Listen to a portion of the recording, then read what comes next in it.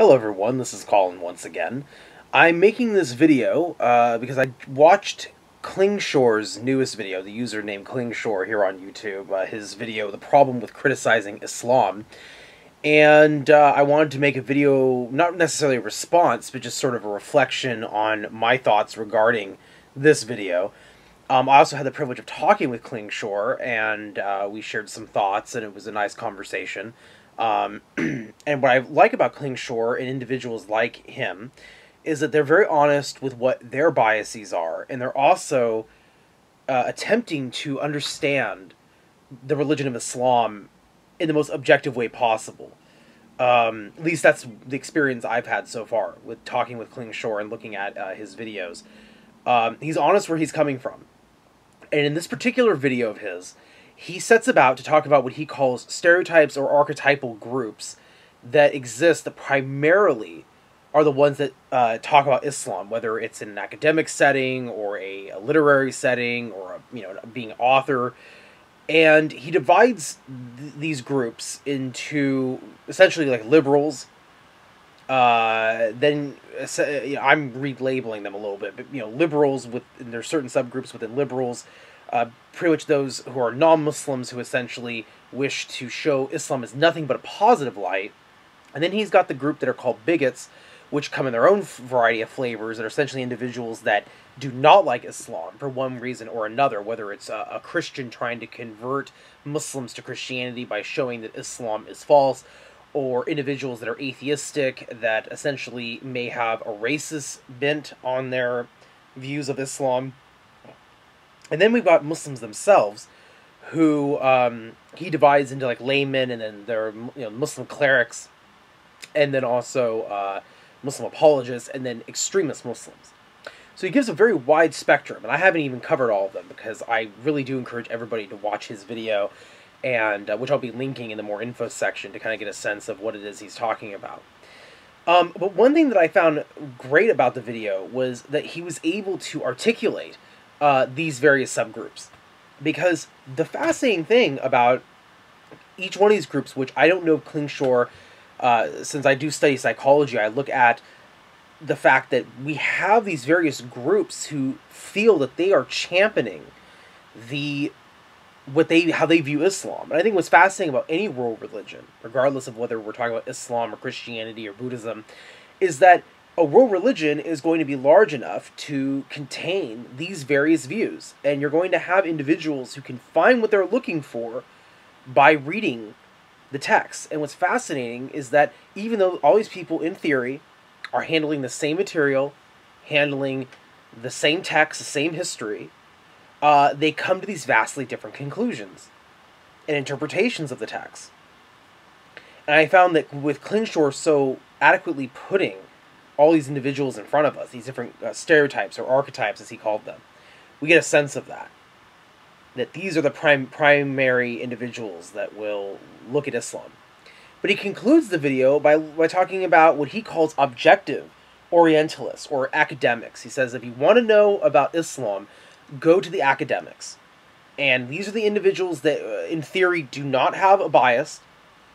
Of course, he provides a huge list of names at the end of the video, and I believe that there are a few of those, I would argue, that perhaps do have a bias. For example, Tisdall certainly, from what I can tell from just reading some of his more introductory work, certainly had a bias. He was a Christian, and so he was coming at it from and a Christian that I don't know whether I would argue that Tisdall certainly necessarily had his religious bias firmly rooted in his view of Islam or his works with Islam. But anyway, it's just good to know these things when you're looking at anybody's writing. Who are they? What's their audience? What's their potential biases? I mean, we all have biases. We can't escape that. It's inevitable. But I will take it Klingschor's word for it that the vast majority of these individuals did not let their biases, their personal biases, get in the way. They're working with what they conceive as being the facts. One of those individuals on the list was a man named Tom Holland, who has sparked some controversy lately with his documentary entitled Islam: The Untold Story. What's fascinating, though, is there are other scholars you can look up on YouTube, other individuals that essentially follow Tom Holland's methodology, which is very simple. He's asking the question, what archaeological and early historical data do we have outside of the Islamic sources that talk about Islam and early Muslims and the Prophet Muhammad?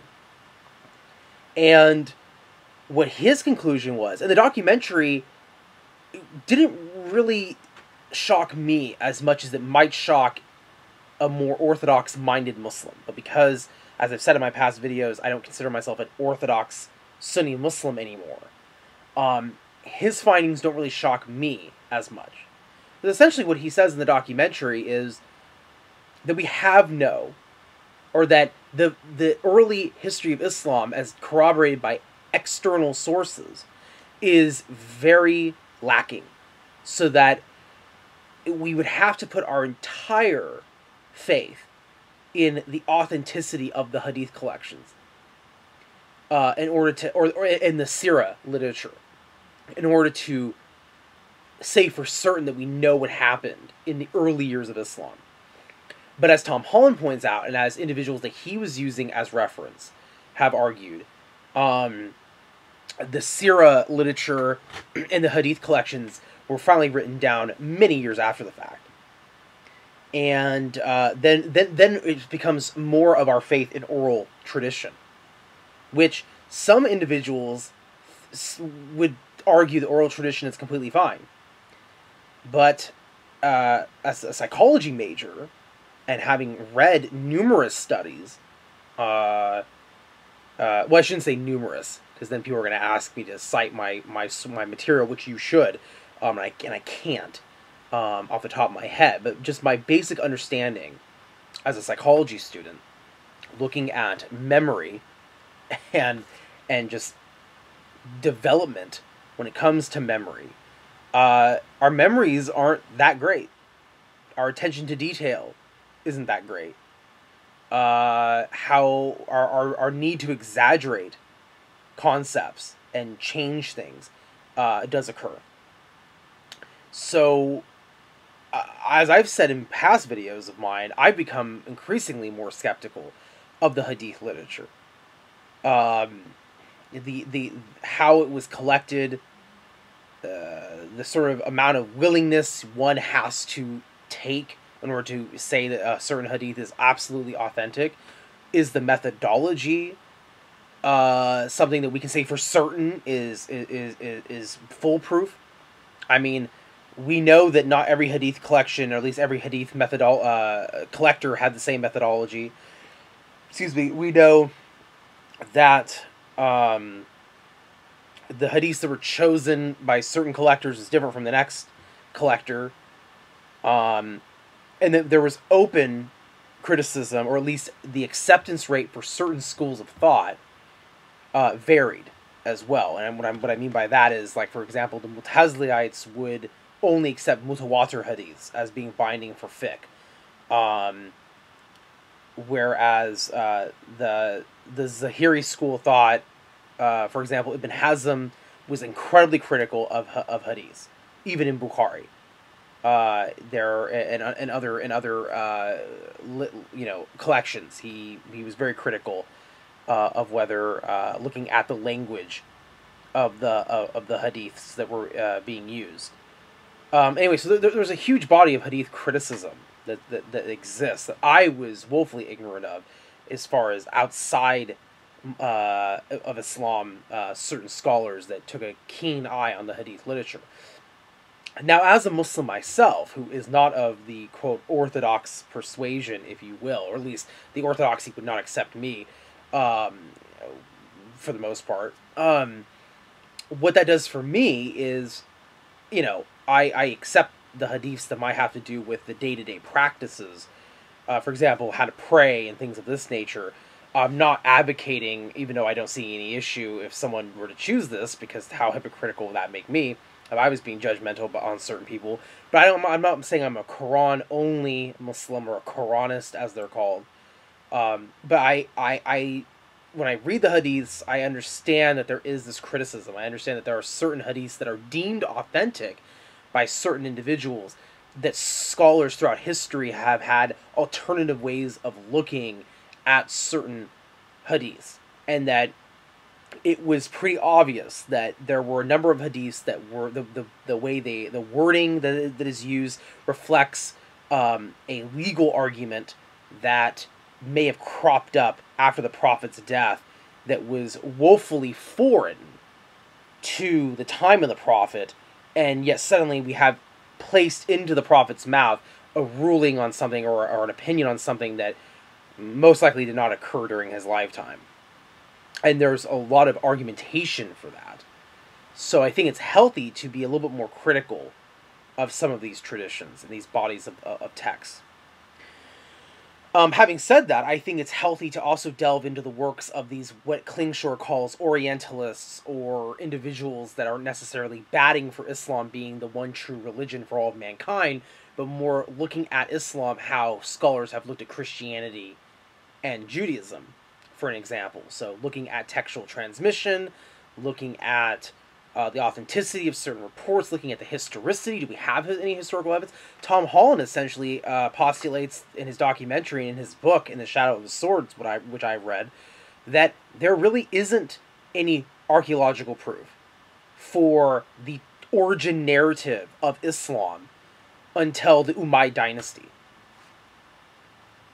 So I think that instead of people freaking out over that concept, rather, I think we should be a little bit more receptive of that information and discuss that information.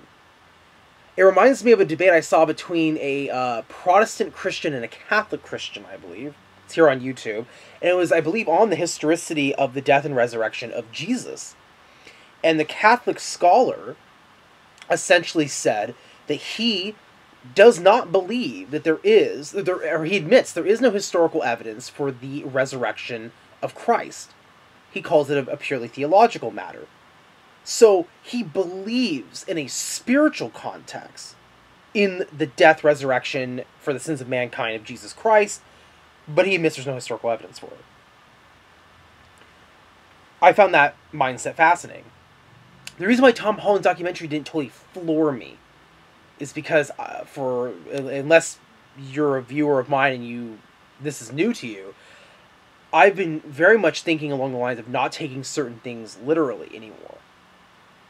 It's a mindset I've adopted from such scholars as Averroes or Ibn Rushd and also the Mu'taziliya, which is if something's mentioned in traditions or in scripture that conflicts with what you know with sound fact or reason or logic, that you can interpret the concepts in a metaphorical or symbolic fashion. So, for example, when I made those videos earlier, or by earlier I mean probably like last year now, talking about the historicity of the Exodus, there's no historical evidence for the Exodus. So then you're left with the question of, do you just abandon it completely? Do you just say, screw it, it didn't happen, therefore I'm not going to have any value in the story of the Exodus? Or do you ignore the historical evidence, or the lack thereof, and just say, no, without a shadow of a doubt, I believe it existed? Or do you take the third road, which I have taken, which is, it doesn't really matter if it happened or not. That's not the question. The question is, why does the story matter? Why is it meaningful? And this may sound like a Carl Jung, Joseph Campbell position, which it probably is, that it's meaningful in some spiritual way or psychologically meaningful, and that you don't have to argue about the literalism. So therefore, if someone were to prove that Tom Holland's assertions were completely correct, or someone were to come along and say that, hey, if you believe in the historicity of the origin narrative of Islam, maybe if you don't worry about the literalism, the story still has meaning.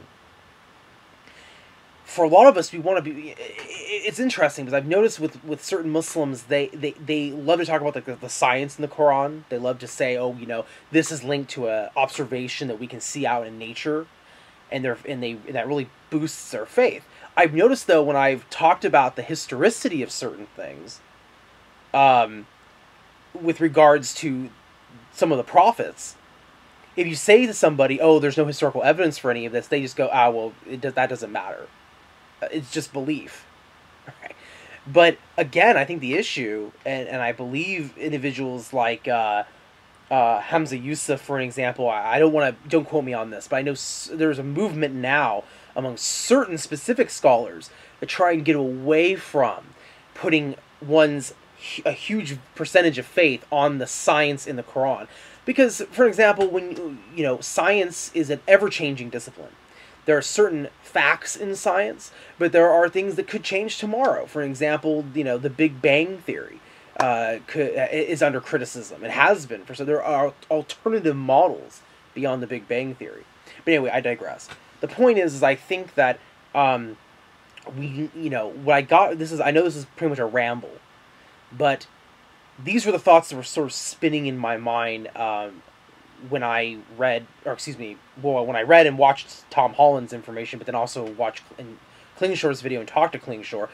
I will be reading more of these objective Orientalist / religious studies department academics when it comes to Islam, and I'll be making subsequent videos on my reflections of their writings, because I think it's healthy to look at individuals that are writing about Islam not as a totally positive religion, not as a totally negative religion, and not as a religion that is just a bunch of bullshit, or not, or for someone's perspective of Islam is the perfect, is a totally perfectly revealed religion from God. All of those perspectives essentially will come with their biases, and we want to look at what we can say we know with certainty. We probably will have to go to these more academic individuals that are not championing one of these positions. So yeah, those are my thoughts on this subject, and I hope you look forward to my future videos when I talk more about some of the other writings that I've been reading that don't from this sort of camp of academics. Thank you all for watching. Assalamu alaikum, rahmatullahi wa barakatuh. May the peace and blessings of Almighty God be with you all. Peace.